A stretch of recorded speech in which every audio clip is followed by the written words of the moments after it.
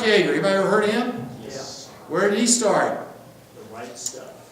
He ended up with the right stuff, but how did he start in the military? He was a testing pilot. He was an airplane mechanic. Okay? He was an enlisted guy, airplane mechanic, and then he ended up flying. All right? Okay, so the first enlisted pilot gets his wings. He became a pilot in 1912. Think about it, that's not much of a decade after he started flying. And he gave him official status into the Army's aviation wing. Who is Bessie Coleman? She is on here. Let's see, where is she? She's one of my favorites. Bessie Coleman. There we go, page 64. Who is Bessie Coleman? What was significant about her? Cadet Conrad Carroll? Sorry? Bessie Coleman. What was Bessie Coleman. on page 54? Yes. Well, first of all, she's a woman. She is a woman. Usually that's the way it is. She is a woman. That's true. That was a big obstacle. What else? What other obstacles she overcome? Look at her picture on the bottom of page 54. Her skin's darker than mine. Her skin's darker than the people who were flying at the time. So not only was she... And she's a woman. Wow. And she was black. What were the blacks doing in America in 1921?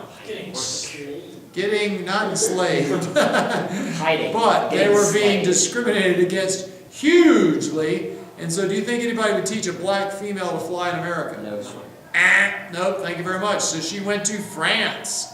And she, imagine going to another country just to learn how to fly. So she did that, and she was very significant in the fact that she was dedicated to her career. What is a fact about a lot of these beginning pilots? How did she die? Crashed and burned. Yep, it was really sad. 4 years after doing it. Blanche Scott. Glenn Curtis, remember the engineering plane builder? He was the only female, she was the only female student that he had, and he did not like that. He was prejudiced against women. How could women possibly fly these planes? They're so sophisticated.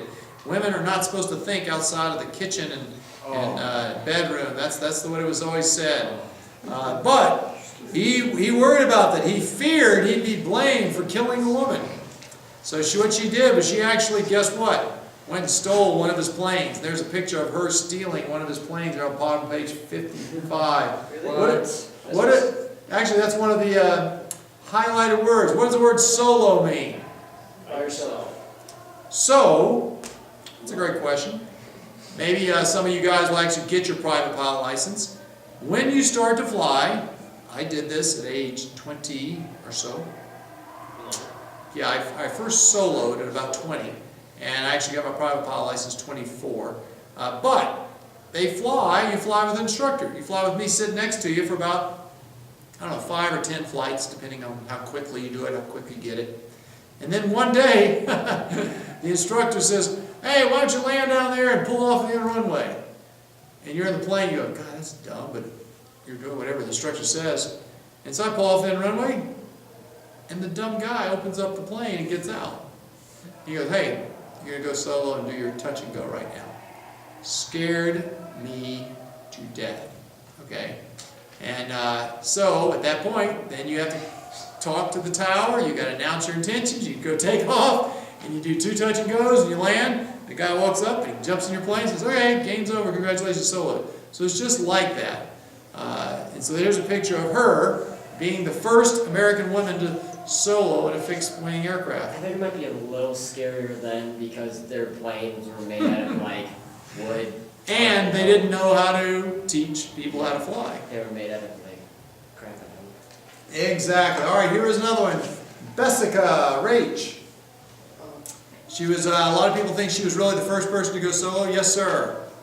Just a quick question. Did they have airplane repair shops back then? Did they have airplane repair shops? No. They had bicycle repair shops. And that was the most high-tech, coolest thing in the world. Okay? And so in general, bicycle repair shops were the plane repair shops at the time. Okay? Let's see, Harriet Quimby. This is a very famous girl. What did she invent? You ever think of the person who invented a flight suit? Think about it, flight suits. You never had a flight suit before in your life. So they invented planes, and she was quite the fashion lady. There's a picture of there on bottom page 57. She was dressed for success. And her great purple jumpsuit. And then the story is, because women were so discriminated against in flying, they needed to disguise their figure. So they'd make this big, burly bag of a thing to stick on, a flight bag, okay? And then that way you couldn't tell if it was a male or female. So it's like Isn't that crazy? Milan. Milan? And the movie Mulan, she cuts off her hair and she Oh, wears Mulan. thick Oh, yeah. Okay, I'm sorry. I thought I saw M-I-L-A-N. I thought you were talking about Yeah. an Italian town. Milan. Milan. So what'll happen to old Harriet, though? She's trying to do this in 1912. She went out and she was famous. She was in a meet. She was trying to make a world record of overwater speed. What was that? Amazing speed over water. She was doing 1912. 58 miles per hour. And she Isn't that amazing? And what happened? Crashed and burned. Yep. I tell you what, this is not a great time in your life to be pilots. I'm here to tell you. Really sad. You realize that, remember one of the Wright brothers' requirements for their first plane they sold to the Army was 40 miles an hour. And this is 58. So it's not like things got fast quick, okay? Pretty incredible. Okay, Matilda. She was the second. Let's see, I think her picture's there on the next page. Is that right? Yes, page 60.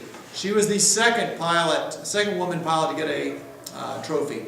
What was the Rodman Wanamaker Trophy? What is that? Was that an Army trophy for the fastest Army plane? What was it? for civilian. Civilian. Old Ann Wanamaker wanted to advertise his, I don't know, maybe he was an aviation company.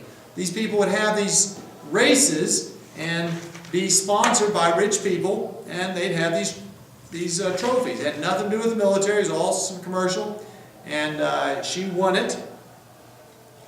She also had a court acknowledge it was legal to fly on Sundays. Isn't that weird? Why would it not be legal to fly on Sundays? It's the Lord's Day. You can't do any work, right? You can't buy alcohol. So how can you fly?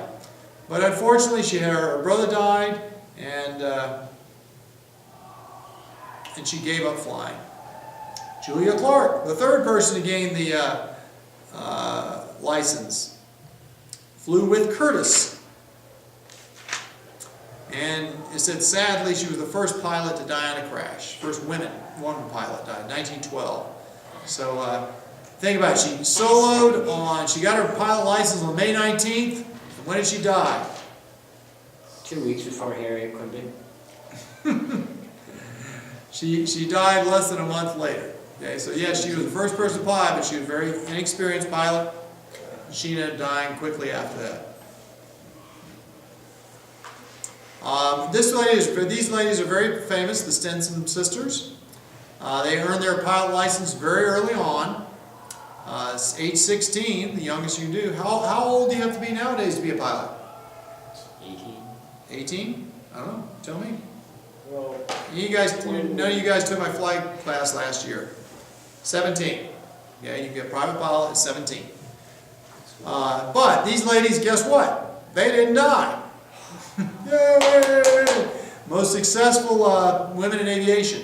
It's just like Chuck Yeager was one of the first pilots, Hap Arnold. These guys are very famous, but for some reason they did not die early on. And these ladies, look, opened a school to train Americans and Canadians for the war, World War I.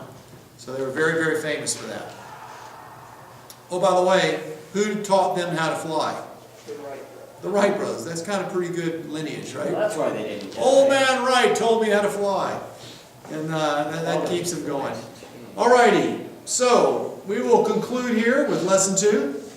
And on Thursday, we're going to be going through Lesson 3, Air War Power in World War I. Do I need to go over the vocabulary, or are you guys good to go? That's good. Y'all done this? Vocabulary's good? Okay? Everybody knows what pylons and rotors and booms are? Alrighty, so why don't we stop the recording there, Cadet Wenlinski? You're not on TV. Thank you very much.